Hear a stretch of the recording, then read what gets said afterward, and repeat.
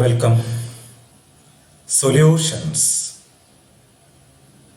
Section 2. Methods for expressing concentration of solutions.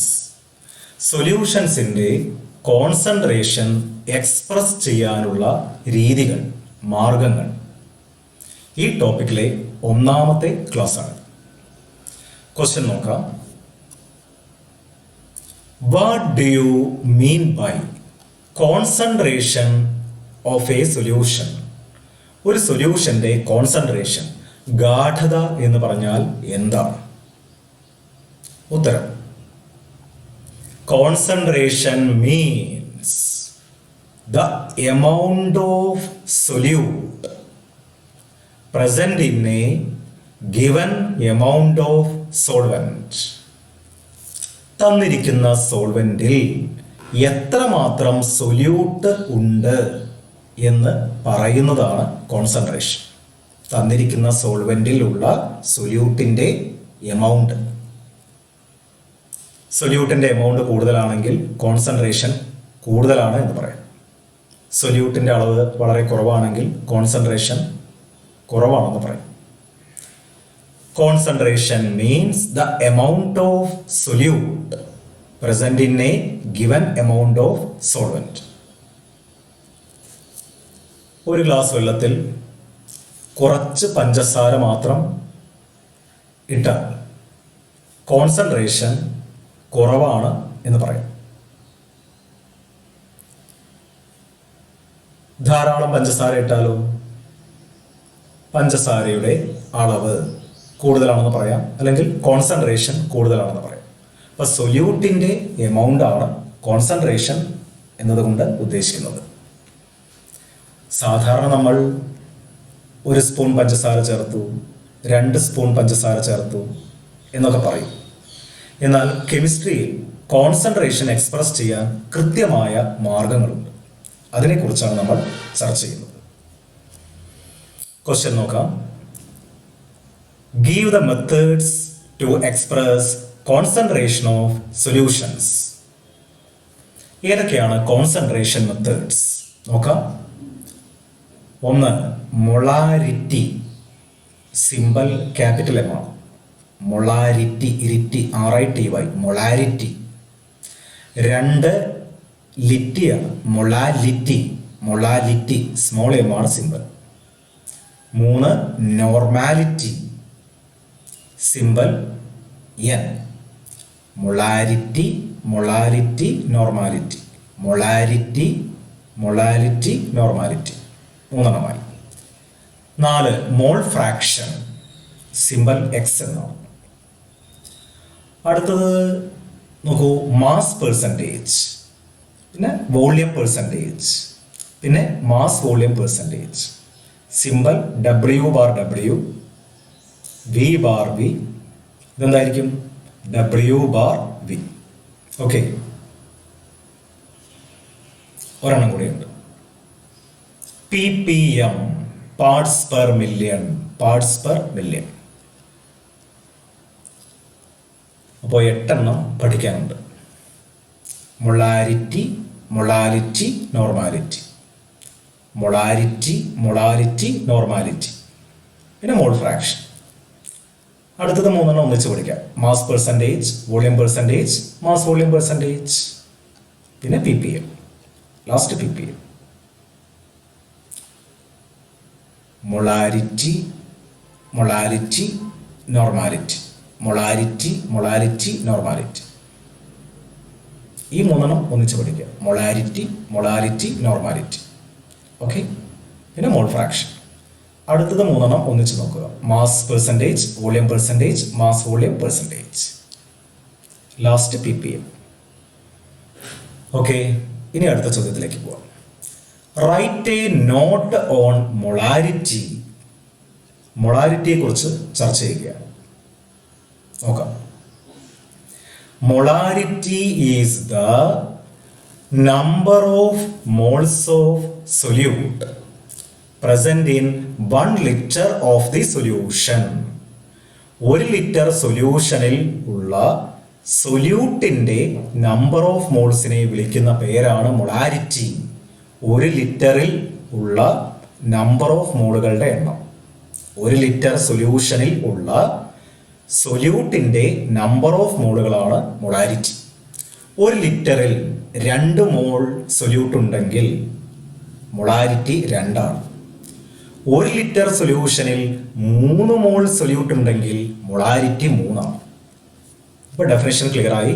Molarity is the number of moles of solute present in 1 litre of the solution. Clear ആയല്ലോ. മൊളാരിറ്റിക്കുള്ള equation 10 തവണ എഴുതി പഠിക്കുക. WB, B എന്ന് പറഞ്ഞാൽ സൊല്യൂട്ടിനെ കാണിക്കുന്നതാണ്. WB സൊല്യൂട്ടിൻ്റെ മാസാണ്, അല്ലെങ്കിൽ വെയിറ്റ് എന്ന് പറയും. WB into 1000 divided by MB, molar mass of solute. Molar mass of solute, molecular mass എന്നും പറയാം. വി എന്ന് പറഞ്ഞാൽ volume of the solution in millilitre. Volume of the solution in millilitre. പ്രോബ്ലത്തിൽ volume litre ആണ് തന്നിട്ടുള്ളതെങ്കിൽ 1000 കൊണ്ട് multiply ചെയ്ത് നിങ്ങൾ അതിനെ മില്ലി ആക്കി മാറ്റണം. വോള്യം മില്ലിയിലായിരിക്കണം, അല്ലെങ്കിൽ പ്രോബ്ലം തെറ്റും. അപ്പോൾ മൊളാരിറ്റിയുടെ equation WB into 1000 by MB into B. WB into 1000 by MB into B. ഇനി അടുത്ത ഇക്വേഷൻ എങ്ങനെ കിട്ടുന്നത് നോക്കിക്കോളൂ. മാസിനെ വോള്യം കൊണ്ട് ഡിവൈഡ് ചെയ്തു. WBയെ V കൊണ്ട് ഡിവൈഡ് ചെയ്തു. ഡെൻസിറ്റി കിട്ടും. അപ്പം WBയും Vയും വായിച്ച് കളയാം. പകരം നമുക്ക് D എന്ന് എഴുതാം. D into 1000 by MB. Okay, D എന്ന് പറഞ്ഞാൽ ഡെൻസിറ്റി ഓഫ് ദ സൊല്യൂഷൻ. അപ്പം ഈ ഇക്വേഷനിൽ നിന്ന് ഇങ്ങനെയും ഉണ്ടാക്കും. ഓക്കെ, ചെറിയൊരു മാറ്റം കൂടി. WB divided by MB, mass divided by molecular mass. നമ്മൾ എന്ത് വിളിക്കും? നമ്പർ ഓഫ് മോൾ എന്ന് വിളിക്കും. നമ്പർ ഓഫ് മോളിനെ NB എന്ന് കാണിക്കും. NB into 1000 by V. NB എന്ന് പറഞ്ഞാൽ നമ്പർ ഓഫ് മോളാണ്. അപ്പോൾ മൊളാരിറ്റിക്ക് 3 ഇക്വേഷൻ ഉണ്ട്. ആദ്യത്തെ ഇക്വേഷൻ പഠിച്ചാൽ ബാക്കി 2 ഉണ്ടാക്കാവുന്നതാണ്. ഇത് എഴുതി പഠിക്കണം. ഓക്കെ, എല്ലാ ടേമുകളും ഇവിടെ എഴുതിയിട്ടുണ്ട്. WB mass of the solute in gram. MB molar mass of the solute. V volume of the solution in milli litre. NB number of moles of solute. D എന്ന് പറഞ്ഞാൽ ഡെൻസിറ്റി ഓഫ് ദ സൊല്യൂഷൻ.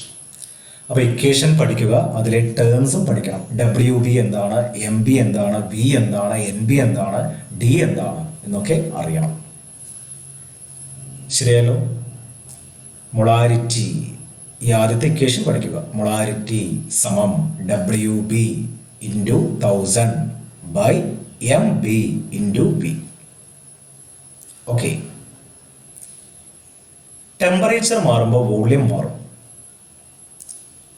അതുകൊണ്ട് molarity temperature അനുസരിച്ച് മാറും. Molarity changes with temperature because volume changes with temperature. അപ്പം നല്ലൊരു concentration method അല്ല molarity. Temperature മാറുമ്പോൾ molarity മാറും.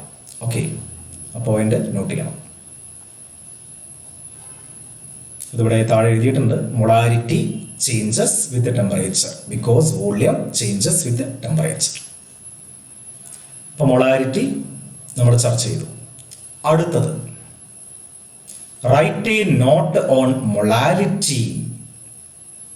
Molarity is the number of moles of solute present in 1 kilogram of solvent. 1 kilogram സോൾവെന്റിൽ ഉള്ള സൊല്യൂട്ടിന്റെ number of moles, അതിനെ വിളിക്കുന്ന പേരാണ് molarity. Equation വളരെ എളുപ്പമാണ്. നേരത്തെ നമ്മൾ പഠിച്ച ഇക്വേഷനിൽ V എന്നായിരുന്നു. ആ V എന്ന് പറയുന്ന സ്ഥലത്ത് WA എന്ന് കൊടുത്താൽ മതി, വേറെ മാറ്റമൊന്നുമില്ല. WB into 1000 by MB into WA. WA എന്ന് പറഞ്ഞാൽ സോൾവെന്റിന്റെ മാസാണ്, അല്ലെങ്കിൽ weight, mass of the solvent. A എന്ന് പറഞ്ഞാൽ സോൾവെന്റിനെ കാണിക്കുന്നതാണ്. ഇക്വേഷൻ ഒന്ന് മാറ്റാം. WB/MB നേരത്തെ ചെയ്ത പോലെ mass divided by molecular mass എന്നുള്ളതിനെ NB എന്ന് എഴുതാം, നമ്പർ ഓഫ് മോൾസ്. അപ്പോൾ പുതിയൊരു equation NB × 1000/WA. Okay, equation എഴുതി പഠിക്കണം. എല്ലാ ടേംസും പഠിച്ചു വെക്കണം. WB എന്താണ്? Mass of the solute. MB എന്താണ്? Molar mass of solute. WA എന്താണ്? Mass of the solvent. NB എന്താണ്? Number of moles of solute. Note എഴുതിയെടുക്കണം. എല്ലാ കാര്യങ്ങളും ഇതിലുണ്ട്. ഇവനെ വിശ്വസിക്കാം, കാരണം ഇതിൽ വോള്യം ഇല്ല. ടെമ്പറേച്ചർ മാറുമ്പോൾ മാസ് മാറില്ല. ഇത് മാസാണ്, ഇത് മാസാണ്, ഇത് മാസാണ്. അതുകൊണ്ട് molality is independent of temperature. Molality is independent of temperature because mass does not change with temperature. Temperature അനുസരിച്ച് മാസ് മാറില്ല. ആ പോയിന്റ് നോക്കണം. Molality does not change with the temperature because mass does not change with the temperature.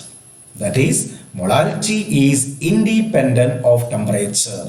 Temperature അനുസരിച്ച് molality മാറില്ല. ഇപ്പോൾ volume വരുന്ന ഇക്വേഷൻസിലാണ് temperature മാറുമ്പോൾ വാല്യൂ ചേഞ്ച് ചെയ്യുക. അത് പ്രത്യേകം നോക്കണം. അടുത്ത ചോദ്യം, write a note on normality. ഒരു നോർമാലിറ്റി മതി. Write a note on normality. നോക്കിക്കോളൂ. Normality is the number of mole അല്ല, മറ്റൊരു വാക്ക്, number of gram equivalents. Number of mole എന്ന് പറഞ്ഞാൽ മൊളാരിറ്റി ആയി. നമ്പർ ഓഫ് ഗ്രാം ഇക്വിവാലൻസ് ആണ്. Number of gram equivalents of solute present in 1 litre of the solution. അപ്പോൾ 1 litre സൊല്യൂഷനിൽ ഉള്ള നമ്പർ ഓഫ് ഗ്രാം ഇക്വിവാലൻസിനെ വിളിക്കുന്ന പേരാണ് നോർമാലിറ്റി. നമ്പർ ഓഫ് മോളിനെ മൊളാരിറ്റി എന്ന് വിളിക്കും. 1 ലിറ്ററിൽ ഉള്ള നമ്പർ ഓഫ് ഗ്രാം ഇക്വിവാലൻസിനെ വിളിക്കുന്ന പേരാണ് നോർമാലിറ്റി. അപ്പോൾ ഇക്വേഷനിൽ ചെറിയൊരു മാറ്റമേ ഉള്ളൂ. മൊളാരിറ്റിയുടെ ഇക്വേഷനിൽ നിന്ന് ചെറിയൊരു മാറ്റം. Normality is equal to WB into എന്നുള്ളത് വേണമെങ്കിൽ ചെറുതാക്കാം, ചെറിയ ലെറ്റർ ആക്കാം, ഇൻറ്റു 1000 ബൈ നേരത്തെ നമ്മൾ പഠിച്ചിരുന്നത് മോളിക്കുലാർ മാസ് ആയിരുന്നു. മോളിക്കുലാർ മാസ് എന്ന് പറയുന്ന സ്ഥലത്ത് ഇവിടെ വേറൊരു ലെറ്ററാണ് EB, equivalent mass of solute. ഉണ്ടോ? കളർന്ന് മാറ്റി കൊടുക്കാം. Equivalent mass of solute into V. അപ്പം മൊളാരിറ്റിയുടെ ഇക്വേഷൻ തന്നെയാണ്, പക്ഷേ MB എന്ന് പറയുന്ന സ്ഥലത്ത് EB എന്നായി മാറി. Equivalent mass of the solute. അപ്പോൾ ഇക്വേഷൻ പരിചയപ്പെട്ടു. Normality is the number of gram equivalents of solute present in 1 litre of the solution. Number of gram equivalents എങ്ങനെ കാണാം? WB divided by EB. WB divided by EB. ഇതിനെയാണ് number of gram equivalents എന്ന് പറയുന്നത്. WB divided by EB. ഇതിനെയാണ് number of gram equivalents എന്ന് പറയുന്നത്. ബാക്കി എല്ലാ ടേമുകളും അറിയാം. V എന്താണെന്ന് അറിയാം, WB എന്താണെന്ന് അറിയാം. ഓക്കെ, ഈവൻ ടെമ്പറേച്ചർ അനുസരിച്ച് മാറും. കാരണം ടെമ്പറേച്ചർ മാറുമ്പോൾ വോള്യം മാറും, വാല്യൂ മാറും. അപ്പോൾ normality changes with temperature because volume changes with temperature. ഇനി നമ്മുടെ സംശയം ഇക്വിവാലന്റ് മാസ് എങ്ങനെ കണ്ടെത്തും എന്നുള്ളതാണ്. പല പദാർത്ഥങ്ങൾക്കും ഇക്വിവാലന്റ് മാസ് പല രീതിയിലാണ് കണ്ടെത്തുക. ആസിഡുകളുടെ ഇക്വിവാലന്റ് മാസ് ഉണ്ട്, ബേസുകളുടെ ഇക്വിവാലന്റ് മാസ് ഉണ്ട്, ഓക്സിഡൈസിങ് ഏജന്റിന്റെ ഉണ്ട്, റെഡ്യൂസിങ് ഏജന്റിന്റെ ഉണ്ട്, എലമെന്റുകളുടെ ഇക്വിവാലന്റ് മാസ് ഉണ്ട്. ഇവിടെ നമ്മൾ നോക്കേണ്ടത് ആസിഡുകളുടെയും ബേസുകളുടെയും ഇക്വിവാലന്റ് മാസ് കണ്ടെത്താൻ പഠിക്കണം. അത് മാത്രമേ ഈ ചാപ്റ്ററിൽ നമുക്ക് നോക്കാനുള്ളൂ.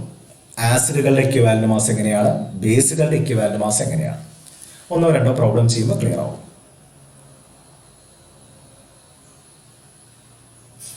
Calculate the equivalent mass of HCl and sulphuric acid. Equation നോക്കാം. ഇക്വിവാലന്റ് മാസ് ഓഫ് HCl കാണാനുള്ള idea molar mass divided by basicity. എന്താണ് ബേസിസിറ്റി? HCl നിന്നും കിട്ടുന്ന H+ന്റെ എണ്ണം. HCl നിന്നും ഒരു H+ ആണ് കിട്ടുക. അപ്പോൾ മോളാർ മാസ് 36.5 ആണ്. അത് നമ്മൾ കണക്കാക്കണം. ഹൈഡ്രജന്റെ 1, ക്ലോറിന്റെ 35.5, അങ്ങനെ 36.5 എന്ന് കിട്ടി, ഡിവൈഡഡ് ബൈ 1. അപ്പൊ ഇക്വിവാലന്റ് മാസ് 36.5 ആണ്. സൾഫ്യൂരിക് ആസിഡിന്റെ കാര്യം നോക്കൂ. Sulphuric ആസിഡിൽ H2SO4, sulphuric ആസിഡിൽ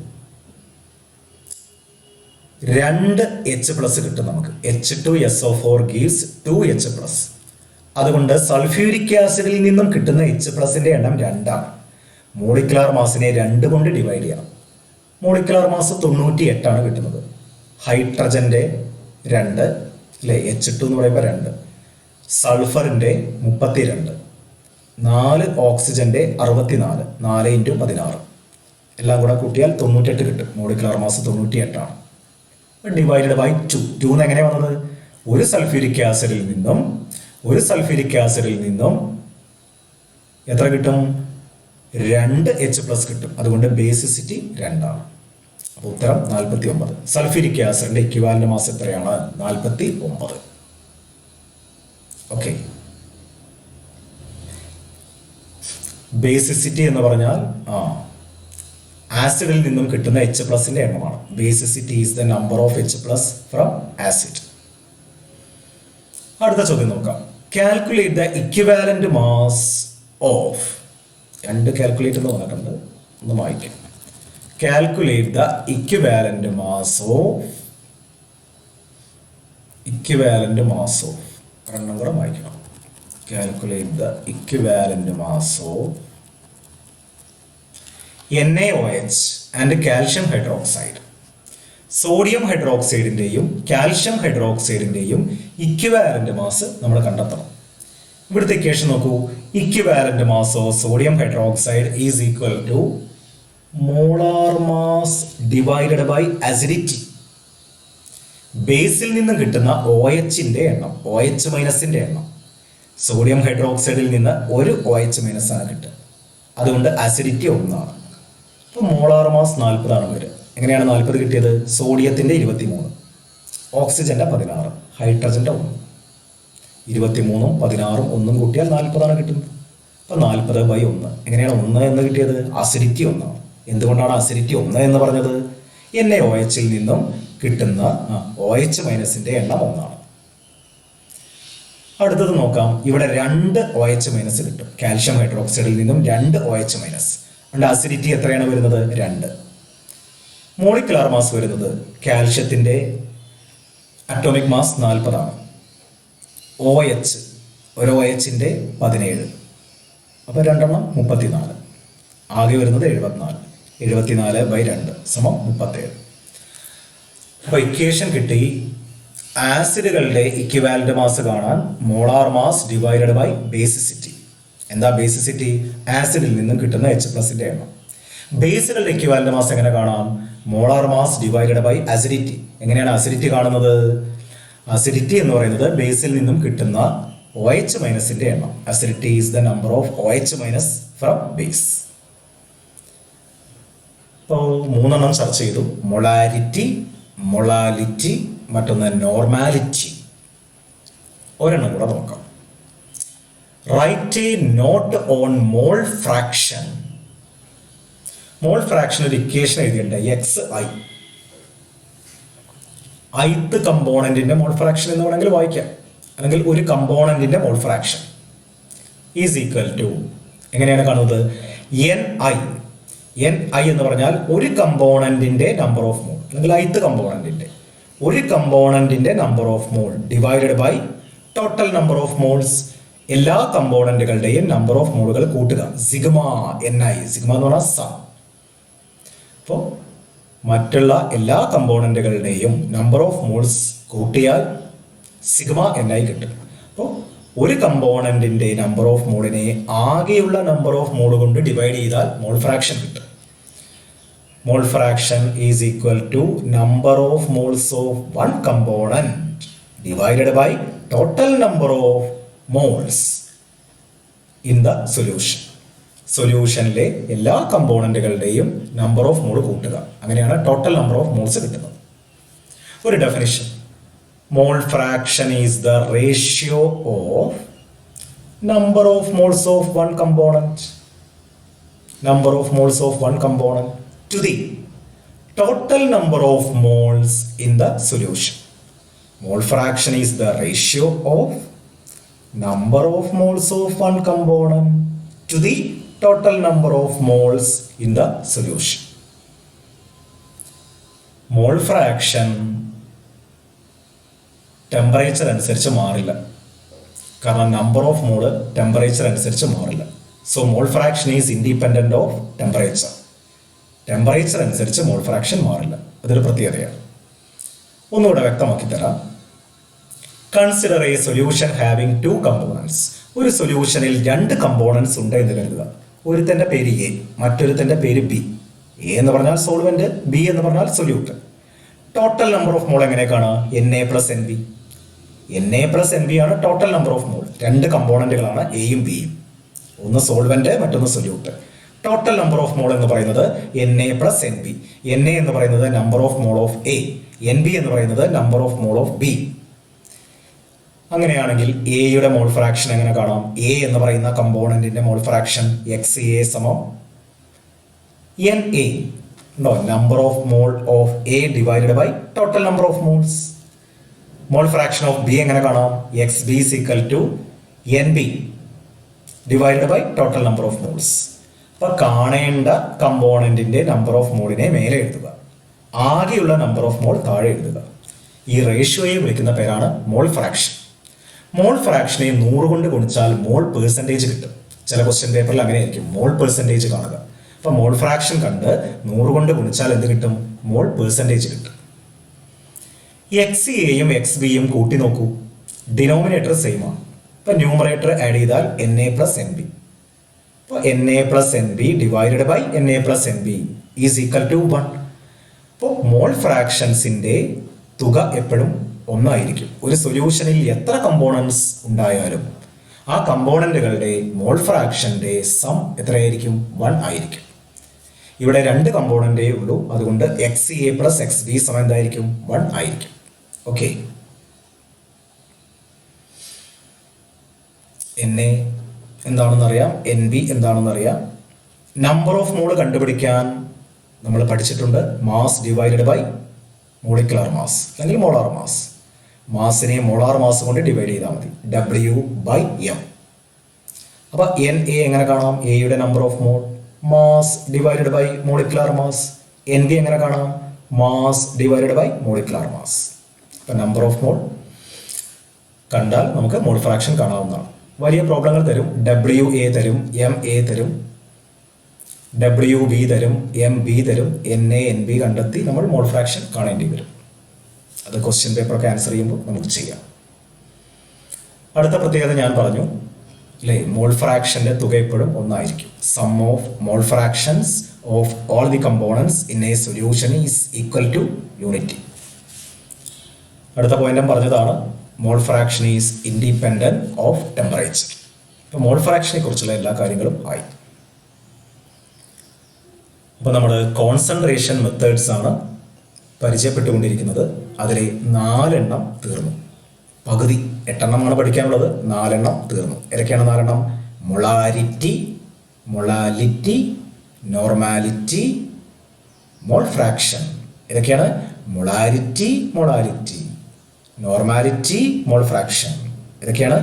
molarity, molality, normality, mole fraction. ബാക്കി അടുത്ത ക്ലാസ്സിൽ കാണാം. Okay, by.